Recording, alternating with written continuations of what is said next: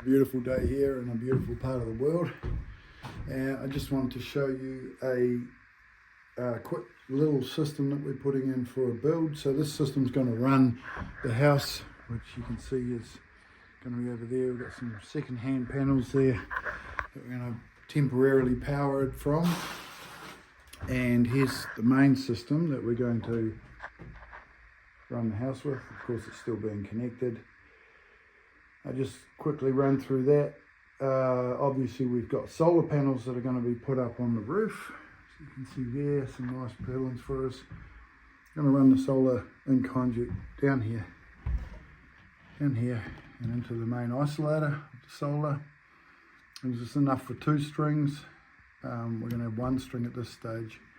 And come up through here, and this is the RS450-100, so that is 450 volt strings maximum, and we just connect that into the string inputs through an isolator. Now I typically leave a loop there for 2 reasons. One is that you can put a clamp meter, a DC clamp meter on that loop at any stage to test if there's current flowing. The other thing is that if there is a fault or one of these terminations happens to get loose or burns out, then you've got a bit of spare cable there to fix it straight away without having to run another cable. That's a minor consideration, but being able to clamp, that's quite a handy thing. Can't put a loop in the battery cables because they're too big, so there's not enough room to put a big loop of 50mm cable. So this is 50mm battery cable. It's about the smallest you'd want to run for 100 amps. You can run smaller, but you tend to get a bit of voltage drop, and you don't want to overcook the cable. The other thing to consider is that 50mm cable is the same size cable that's coming out of the battery, and the Freedom 1 home light range has a built-in breaker which protects the cable,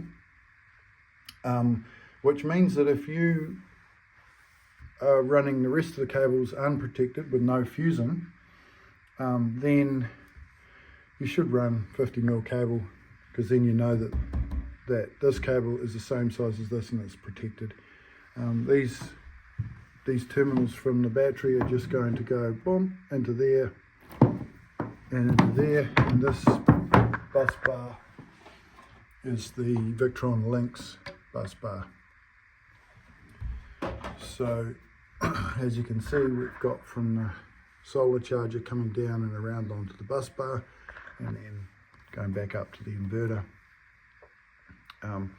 There's 100 amps, so the meanings behind the name is 450 100 amps.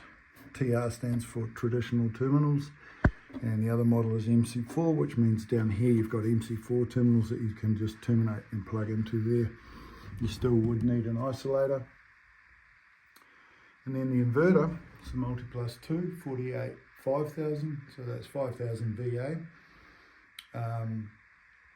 230 volts. So that's basically dealing with converting the battery voltage to 230 volts for use in the home.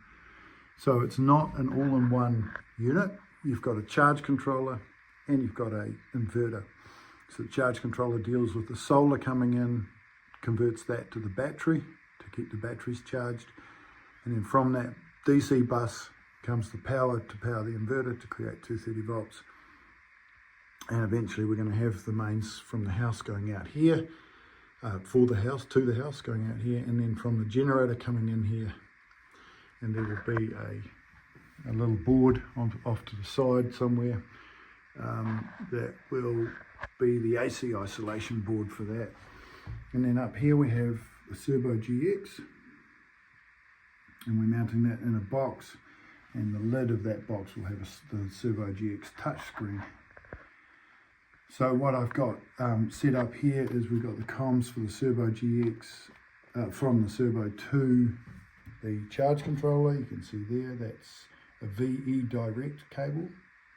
You can also do that in CAN bus if you want to. So you can run from CAN bus to this charge controller.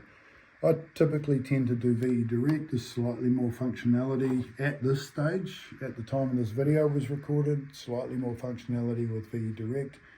Also, it avoids any kind of conflict on a CAN bus that is also used for the battery. Although the Servo GX has 2 CAN bus ports, the Servo GX small unit S has only 1 CAN bus port. So you can see here you've got BMS CAN, and that BMS CAN is going to go down here and is going to plug into the battery. So that's where that's going. And then you've got a VE bus. VE just stands for Victron Energy, so it's their own